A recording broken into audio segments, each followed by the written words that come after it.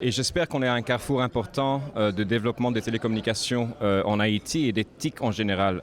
On a vu récemment l'ouverture de l'incubateur Binge, qui est une initiative du secteur privé. Nous avons vu également l'effort qui a été fait par le gouvernement de rebaptiser le Triomphe dans un incubateur également des TIC. Donc cela donne déjà des éléments importants à un écosystème qui doit évoluer.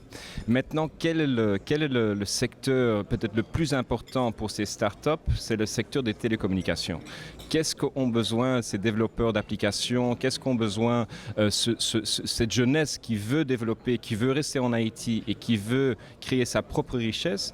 Ils ont besoin d'un investissement important dans le secteur des télécommunications afin qu'on rattrape le retard auquel le pays fait face actuellement.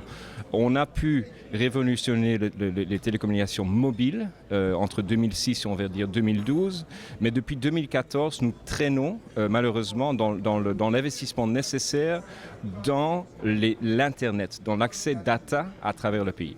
Pourquoi nous traînons ? Parce que malheureusement, les conditions d'investissement dans le pays deviennent de plus en plus compliquées.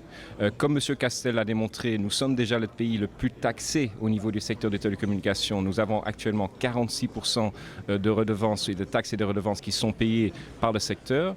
Nous faisons face à une décroissance de la gourde. Nos investissements sont en dollars, nos dettes sont en dollars et donc on doit rembourser ça en dollars. Nous avons des revenus qui baissent à cause de ce qu'on appelle les OTT, tous les acteurs tels que WhatsApp, Viber, Skype, etc., qui malheureusement ou qui utilisent nos infrastructures pour fournir des services mais qui ne sont pas payants.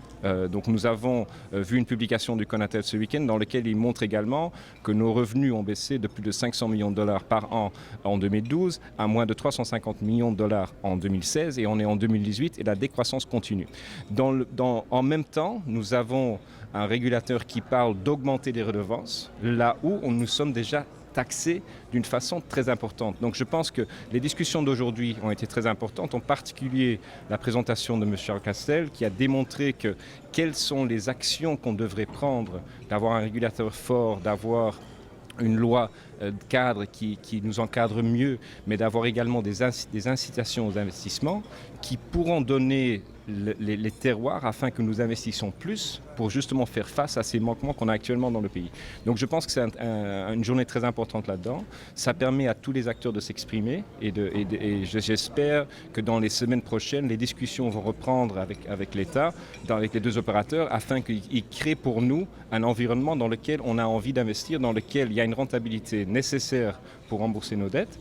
Et il ne faut pas oublier non plus que malgré cela, nous resterons toujours le plus grand contribuable au pays.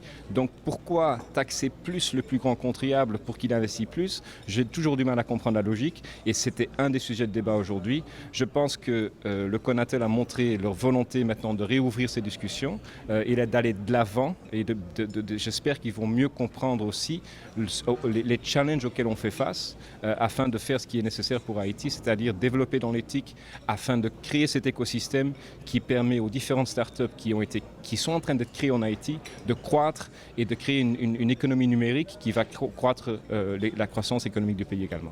D'accord, M. Martin Bout. En tant que PDG de la Digicel, un intervenant a fait signaler ce matin qu'Haïti a environ 12% de sa population qui utilise l'Internet. Est-ce que ça ne dérange pas l'investissement de la Digicel? Absolument, donc c'est la même discussion. Afin qu'on puisse justement faire face à ce retard, nous avons besoin d'investir plus. Le groupe Digicel est actif dans 32 pays dans le monde. Nous n'avons malheureusement pas des fonds illimités. Nous avons des investisseurs qui investissent, qui achètent nos obligations, qui nous vendent la dette avec des intérêts. Nous devons choisir dans quel pays investir là où il y a une rentabilité. En Haïti, actuellement, la rentabilité est parfois négative, vous voyez, par rapport aux investissements donnés.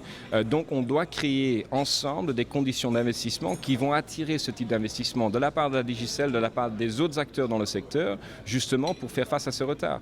Ce n'est pas en parlant ce n'est pas des investissements que font le gouvernement. On est passé au-delà de cette époque. Actuellement, c'est les secteurs privés à travers le monde qui investissent dans les télécommunications afin que ce secteur croît.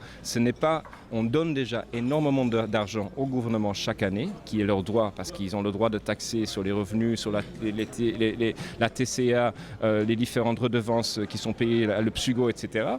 Mais nous ne croyons pas que en nous taxant plus qu'on va être motivé d'investir plus. Typiquement, ce qui se fait, c'est que les gouvernements, dans des programmes d'incitation d'investissement, ils motivent les investisseurs à venir, surtout dans les pays où le facteur risque-pays est très élevé et où ce n'est pas aussi facile d'investir et les investissements ne sont pas protégés de la même façon que ce qu'ils le sont dans des pays plus développés.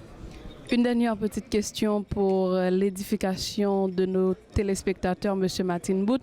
Ce matin, M. Philippe Cross nous a fait croire qu'il y a des pays qui se préparent pour traverser vers la 5e génération. Et qu'en est-il d'Haïti et que peut-on espérer? Allons déjà commencer avec le 4G LTE. Je pense que c'est une technologie qui est une évolution logique du 3G. Ça s'appelle d'ailleurs le Long Term Evolution, c'est ça ce que ça veut dire le LTE. Nous avons déjà des tests en cours dans des pays de la Caraïbe, entre autres la Barbade, où justement les conditions d'investissement sont beaucoup plus propices que celles en Haïti. C'est-à-dire que les redevances et les taxes sont beaucoup plus faibles, les conditions sécuritaires sont beaucoup mieux, les conditions de sécurité foncière sont beaucoup améliorées. Il y a du courant sur tous nos sites. Donc nous avons un cadre d'investissement dans lequel nous sommes prêts à prendre ce premier risque. Si nous créons ce même cadre en Haïti, on sera les premiers à venir ici et à offrir le 5G ou le 6G ou le 7G quand il sera prêt.